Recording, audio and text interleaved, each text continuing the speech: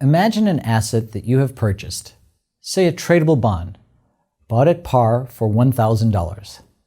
The market price of the bond will fluctuate over time.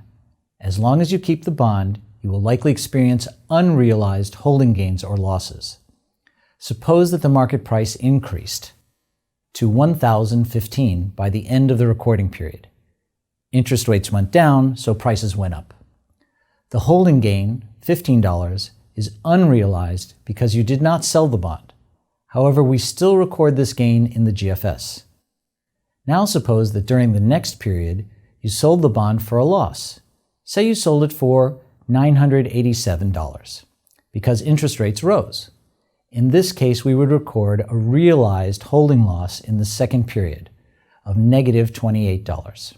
987 minus 1,015 equals negative 28.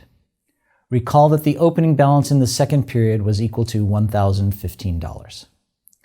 Holding gains or losses are recorded as they take place, but they only become realized when transactions occur. Transactions at market value, by definition, include the value of realized holding gains and losses. Note that this means that an institutional unit will not record gains or losses from holding gains as a transaction.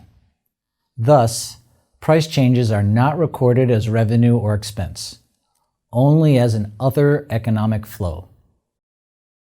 Whenever an asset or liability is sold or liquidated at a value different from the one at which it is recorded in the balance sheet, an adjustment to its recorded value should be done first by recognizing a holding gain or loss.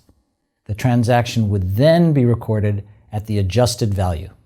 In some cases, you need to pay close attention not to confuse transactions with holding gains and losses. For non-financial assets, it is only price changes that are not covered by the consumption of fixed capital, which are recorded as a holding gain or loss. Remember that the consumption of fixed capital is recorded as an expense with a counterpart transaction in the corresponding non-financial asset.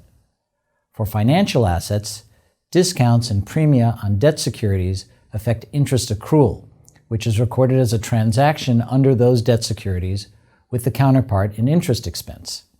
However, the change in market interest rates, affecting the trading price of the security, would be recorded as a holding gain or loss.